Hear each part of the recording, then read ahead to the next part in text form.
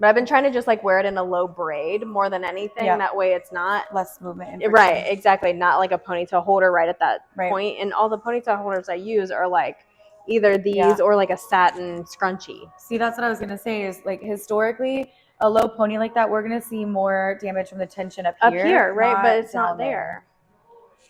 But I was like, maybe that's why that underneath is like, you know, rubbing somewhere. I don't know. I'm like, that or like, do we just need to nix like bleach all together? And like, I don't know. Like, I've already run, you know how I am. I run all the scenarios, but. Well, okay. So on today's episode of Coffee with Clients, you say what you. So I asked Lexi if she had any burning topics, opinions that she wanted to share. Is there anything that she really has a strong opinion about that we want to talk about? And when she started telling me that from a healthcare worker's perspective, what it was that she thought about, I just instantly, this is what we're talking about, because I hear so many of these things, just a few examples she gave me from clients every day. So yeah. So we're seeing patients that have these very odd, vague symptoms. I see them in women more than men, and maybe women just talk about it more. I don't know. But these weird, vague symptoms that don't make any sense for anything else that they have going on. But everybody has had COVID in the past, at some point in the last 5 years. Those people have all had it. Whether it was recent or not, it doesn't seem to really matter. But patients are coming in with a lot of cardiac symptoms that don't make sense, like they're fainting out of nowhere, or they're having like palpitations and it's not really correlated with anything, or they're just being told like, oh, you have anxiety, or let's treat you for depression or whatever else. And then they want to check your thyroid, and then they usually do end up finding something, because if you look hard enough, you're going to find something. But it doesn't always correlate with what they actually have going on. So like the hair problem, I feel like we're seeing a lot of people with hair thinning, and people are talking about it online all over the dang place, that they've had hair thinning or fallout or whatever since having had COVID. Yeah. And I had it actually exactly a year ago I had it. And I had a baby like 10 months before that, and I had a little bit of hair loss like around my temples, but I didn't have it in the one spot he'd always grab my hair underneath. But I didn't have it like diffusely across the back of my head or anything like that until the last like 6 months. And now we can't figure out what's causing it. It's never been an extension problem before. I've worn extensions for how many years now? Like 6 years ish total? at least, well, you were wearing. Because I was with Was she Danny doing first. it before? I had a whole set of K-tips like 4 months after I moved here, and I've been here like almost 7 years. So yeah, I've had extensions. I took a little break after K-tips, and then got volume lefts. So like 6 years of extensions, and it's never been a problem. My hair has always been thin and fine, but it's never been like a density problem in those areas. So, and it's consistently grown longer and healthier. And I mean, you're one of the top people that I say when you come in, like, wow, what are you using? Are you doing something different? Because your hair's consistently very soft and shiny and healthy. Yeah. And that's even bleached. It's not even been a problem. That's what I was say. Like, even right now, other than just the density issue, the texture of it, it doesn't feel the same. And we've been going darker.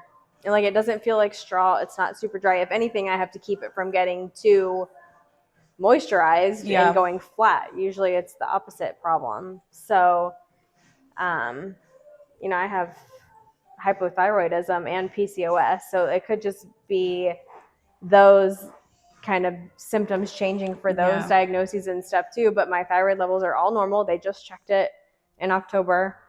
My PCOS symptoms are actually way better now than they were before I had a baby. Yeah. I never had regular periods or anything, and now I do, even with an IUD. Predictable periods at that. And so I haven't gotten those hormones tested, because I can usually tell based on my physical symptoms what's off with those. But it's got to be a COVID related thing. So then I've had it since probably off and on for a couple years, but it's gotten exponentially worse in the last year. I've been having like really bad palpitations to where like you can feel your heart like thump. in your chest when it happens, or you'll feel it like in your throat. And so I finally was like, you know what, like I should probably tell a doctor about this, because I was doing my thing and being a nurse to myself, and it wasn't working. Yeah. So I cut out caffeine. I can only cut out so much stress when you have a 2-year-old that thinks he's half Johnny Knoxville, half tornado. And cut out caffeine, cut out like any stimulants, no pre-workout, nothing like that. I wasn't doing crazy amounts of cardio, because who doesn't like cardio? Nobody. Mm-hmm. So I wasn't doing anything like that. I lift weights like 4 days a week, and I keep it pretty simple. So my doctor was like, well, I mean, the best medicine is a therapist. Oh, come on. So I got myself one, and I love her. I love therapy. I love her. I will go for no reason. She's hilarious. Yesterday, she was like, you did what to yourself? And I said, I know. She's like, let me just change your diagnosis to delusional, and we'll just be done with it. I was like, shut up. But I love her. Wait, what did you do to yourself? Just trying to self-diagnose and like treat yourself as a nurse? No, I just plan too much. I like go big or go home, right? So like we're flying home in a couple weeks, but I'm also like gonna do my son's birthday party there, and then we're driving to North Carolina halfway through the trip, and then we're doing Christmas party there, and you know, like doing all the things. And she was like, why do you do this to yourself? And I invited my husband's ex-wife to Thanksgiving. It actually went really well. Oh yeah, hence why she said I'm changing your diagnosis to delusional. That's I'm surprised by that. I love that, but yeah, it went really well. It was completely fine. But I don't know. I saw the cardiologist, and he's like, well, if I pull 100 people off the street, every single one of them are going to have palpitations at some point throughout the day. He's like, but most people just don't feel them. And he's like, well, have you lost weight or anything? I said, well, like I'm back down to like pre-baby weight, but like I've been this weight specifically for like a few years. And he's like, well, it could be because you lost weight. Now you just feel them more, And I was like, okay. I was like, but what do we do? Because it's super annoying. And then I start to think about them more, which makes them happen more. And then I'll get really tachycardic out of nowhere for seemingly no reason. What does that mean? Is that the like technical term for palpitations? For like your heart rate going really high. Okay. For no reason. Like it goes high with like exercise and like, let me sit straight. I was just going to say that. I'm like adjusting, accounting for it. But like your heart rate going really high for no reason. Like it should go high like if you're exerting yourself, but it shouldn't just go high if you're just sitting there or doing something like non-exertional, I guess. So like I would be just like walking down the stairs with Leo, and I get to the bottom of the stairs and my heart rate would be like 140 pounding like I've been running a mile. That 100%, that's one of my top symptoms since COVID. Super terribly annoying. And we see it when patients have active COVID, like when you actively have it, one of the biggest symptoms is tachycardia, and you're out of breath because your heart rate is so fast. And it's like that the whole time you have it, and a lot of times it takes like weeks to come back down. Yeah, mine never has. Right. So the cardiologist was like, well, try to limit any triggers that you can think of, like, so no excessive caffeine or like stress. And I'm like, well, I'm the code blue nurse and I have a toddler. Like stress is a part of my life. And he's like, yeah, just if you identify any triggers. And I'm like, I can think of a few people that are triggers, but, who can't? So do you feel like yours has stayed the same? Like it came on during COVID and never went away last year? No, I feel like it's gotten worse, like steadily worse. Or more, I wouldn't say worse. It's getting steadily more frequent that it's happening. Okay. But I have noticed that my resting heart rate is higher now than it used to be a couple years ago. But I don't really know when that started. So he was like, well, let's put you on a medication for just like to bring your heart rate down. And he's like, about half of people say that when we bring their heart rate down, they don't feel the palpitations as much. And about the other half of the people say that because we bring their heart rate down, they feel them more because it's a more dramatic like thump. So he's like, try it. Let me know what you think. Well, I've been on it for a week now. Night and day difference. I don't feel it at all. I can tell when it wears off because I'll start to feel them again. But throughout the day, even with caffeine, I don't feel it at all. Because I was describing to my therapist, like it feels like the inside of my chest is shaking. Like somebody is vibrating me from the inside out. And I don't know if it's heart rate related or anxiety related. And I said, but a lot of times I have no cause for it. It'll just be like I'm unloading the dishwasher and I'm like the inside of my chest is shaking and I have no idea why. she's like, well, that could be like a stress response, you know, like you've masked it for so long that then it comes out in a really weird, like seemingly normal day-to-day activity. But if you think about it, like you're trying to keep your toddler out of the dishwasher because you're unloading the knives and he's climbing on the door and you're trying to unload it as fast as you can so you can just get the task done with and move on to the next thing. And she's like, there's really more going on than just unloading the dishwasher, but still, like, you shouldn't feel like you're like fighting a lion while you're unloading the dishwasher or like expecting a lion to jump out at you type of thing. And that's what it feels like. I'm like against a clock. I told her, I said, I feel like there is like a stopwatch ticking all day and I have to beat the stopwatch all day. And she was like, well, for what? And I'm like, I don't know. Like, that's the feeling that I have all day. And it's like, sure, at work that matters. And she's like, well, maybe you're bringing like your work feeling, like that stuff is on a timeline, to home. And she's like, obviously there is some stuff at home where you have to like get it done by a certain time. She's like, but like try to consciously slow down and try to like purposefully make yourself move like molasses. Because I told her, if I could move my husband and have the lack of sense of urgency that he has, I'd be golden. But like, I've never seen a man make breakfast so slow in my life. And I wish that I could make breakfast that slow and not worry about it like being done any faster. Like, it's amazing. Sometimes I just sit there and watch him. Because it's just like that amazing that he has no worries to the point where he can just like, I call it fiddle fart around. He's completely content. I'm like, where's your anxiety? Where is it? You can have mine. But yeah. So we're seeing patients with all these random symptoms, like passing out for no reason. And it's like teenagers, people in their 20s. That's so crazy. And then we're seeing, you know, elderly patients that have like these new heart problems. And what do you mean new heart problems? Like new to them? New to them. Heart problems that they've like never had an issue before. We're seeing patients that are coming in their 30s having heart attacks, and where they don't really have a reason to chalk it up to anything. It's not like they have high cholesterol or whatever. Some of them have like, you know, high stress jobs, but historically, like, you have to have a bigger reason than that to have a heart attack significant enough to damage your heart the way they're coming in. That's so scary. It's just scary. And no, Eddie has said the same thing. Like, they're seeing younger and younger and younger patients coming in at his work for strokes and heart attacks and things like that, where like it doesn't really make sense why they're having it.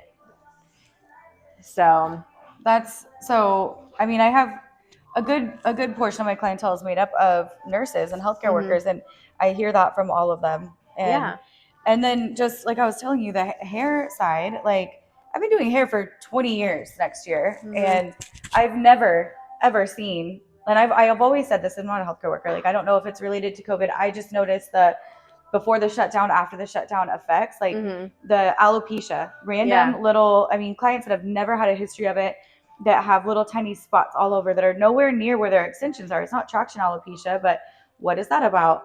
The texture changes, and then hair loss. Hair loss is a daily conversation. And, you know, it's some of the clients experiencing it are people that I've been doing, you know, I've done their hair for many years, and we've always been addressing their thin hair, but we've never been worried about hair loss. Like, what changed? And again, I've been doing hair for 20 years. So is it just that my clientele is getting older and the things are, you know, they are changing? But I don't believe so. It's too widespread. Yeah. Yes. So do any of the doctors you work with talk about this? And like, we do. And some of them, it's more like, well, we treat what's presently in front of us, because like that's what we do, especially in the ER, right? Like, you're treating like the acute problem, but it's not really our job in the hospital to fix the long-going problem. Like, I think that's a big misconception. Like, you don't come into the ER because you've had back pain for 2 years and expect us to magically fix your back pain. Like, that, it doesn't work like that. We will give you a pain medication to get rid of your back pain in that moment, but it's going to come back 4 hours later, and you need to see your other doctor, like, to figure out what's actually going on. That's my favorite. Well, you're not going to fix it. No, that's not what we're here for. But where was I going with this? Oh yeah. So they do talk about it, and like, they're talking about how like we're just learning more. Like, we're learning more about everything, the way medications work. Like, for example, we're using more Zyrtec instead of Benadryl because now like Benadryl is being shown to like cause higher risks of dementia later on in No life. way. Like things like that, right? And they just learn more about medications and, you know, the world of medicine more and more each day anyway. But we all do talk about like we don't really know what it's going to look like in the next, you know, 15, 20, 30 years, what kind of illnesses we're going to see, how to treat those illnesses, or our traditional ways of treating them aren't going to work, or, you know, or whatever. So there's just a lot of unknown, a lot of unknown. And that's scary. That is very scary. How do you, the Benadryl thing, how do you, wait, this way. How do you Did you remember out? which way I part my hair? That's it's been 6 years. This is another COVID change. Like, that's what's happening lately. I actually remember. Sorry, go ahead. That was funny. How do you figure out that Benadryl is linked to dementia? Studies. The same way, like certain medications like say gabapentin, which is used for nerve pain, is also linked to high rates of dementia. Oh, hell no. I'm glad I stopped taking that. And like, but that's not information that patients are given when they're started on a medication. Like I was told, like, oh, if you're like my kid has a food allergy, if he's got an allergy, give him the Benadryl. Da da da da. Mm-hmm. Okay, of course I'm a healthcare worker. I'm going to do what he needs. But like, I hear a friend of mine who goes to a pediatrician in the same group, this same company, is told by her pediatrician to give Zyrtec instead of Benadryl because Benadryl has too many, you know, basically like long-term risks and side effects or whatever.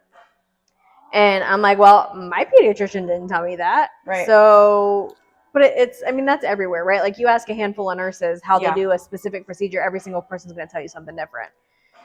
But, I don't know. All the docs are just kind of like, what are we going to see? These people that have had, like their kids have had COVID, like Leo had it at 10 months. What are his symptoms going to be 10 years from now, 15 years from now, as he gets older? You know, is he going to be more predisposed to X, Y, Z? Mm-hmm. We don't know because we don't even know what we're looking for. Right. That's half the problem is that we don't even know what we're looking for. You know, if we did, we could at least like know what to do when it happens. Right. But that's so wild. We don't even know. This is something that, I mean, I don't know a single person that hasn't had COVID at least once. Yeah. And be like, oh, it was the vaccine that did it. Right. No, the vaccine has been around forever. They just modified it to fit a different virus. The mechanism is the same. I didn't know that. Yeah. The RNA vaccines, it's all the same technology that's been around for years. They just stuck a different virus on top of it. As like the mode of transportation. So it's not a vaccine problem. I mean, none of my problems started until I actually had COVID. Right. And I've had 3 vaccines, and I mean, well, I never got the vaccine, and I have all of those problems. Right. You know what I mean? So I'm like, it's the heart issues, all the things that people relating to it. So yeah, anyway, my cardiologist is doing an ultrasound of my heart to make sure there's nothing structurally wrong.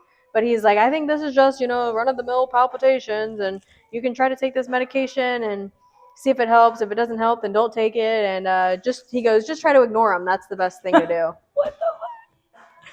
Thanks, Doc. Like, hard to ignore. He was very nice. Like, he didn't really write me off and just say, oh, it's anxiety, which was nice because that's a first. Yeah. And I even asked him, like, is this more of a symptom of anxiety? And he's like, well, I did like a 3-day heart monitor. He's like, I looked at it. It doesn't really look like it's worse at any specific time of day. You just maybe feel it at sometimes more than others, maybe based on the way you're laying or standing or whatever. And I'm like, okay. Yeah, it's the worst because I actually, now that we're talking about this, going up and down the stairs is like I have lived in a 2-story house my entire life. Yeah.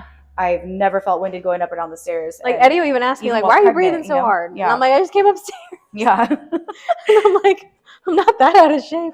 You know, I work out 4 days a week. But the palpitations I haven't felt lately. I do still feel winded going up the stairs, and even coming down them, which is weird. But yeah, down them is when it triggered mine the other day. I was like, I'm coming down. I'm not even lifting up. I have so much back and arm and neck pain lately that I sleep on my back like a freaking corpse. I've got a pillow under each arm. 2 pillows under my knees, my Tempur-Pedic pillow under my head, and then like lay like this, or like with my arms on the side pillows. And that was bothersome for a while because yes, I'm comfortable and I don't have pain in those extremities, but now I can feel the palpitations, like something's crushing me. Yeah. So I don't know. I'm really curious to see, like, everybody I talk to has basically told the same thing, that we all just have anxiety and it's just a symptom of our world right now because of social media and the extra access that everybody has to everything, and that we just know too much and we see too much. And there may be some truth to that. I'm sure there is. But when this is like, I want to contact my doctor or do some. When I started having all of the hormonal symptoms and the crazy mood swings and stopped taking birth control, right? I've told you this before. Like, it took me a couple of years, maybe a year and a half, to figure out that these symptoms I'm feeling are directly related to my cycle. It was still another year of him trying to put me on antidepressants before, and being told you can't be on birth control because of your high blood pressure. Like, it's just not, you're never going to be able to do that. But like, why do you have high blood pressure? That too. But that, right, exactly. Well, because you had preeclampsia and now you're just going to have it forever. Like, I can't accept that. Yeah. But the second that I went on Slind, the progesterone only birth control, all of those symptoms went away. I did not need anti-anxiety or antidepressants. And I told him that my original PC, like, my verbiage was, I don't want to take a medication every day for symptoms I have 4 days a month. Yeah. And I don't know. I'm glad that I finally have. But their solution to a lot of women's hormonal imbalances is take birth control. That drives me nuts too. Yeah. Like, how about we actually fix and find out what's going on, rather than just saying, like, that's the treatment for PC. That's where it was like bugging right there. That's the treatment for PCOS is like birth control. Unless you're trying to get pregnant, they're like, we'll just put you on birth control. Let us know when. I was literally told, let us know when you're going to try to get pregnant, and then we'll worry about it.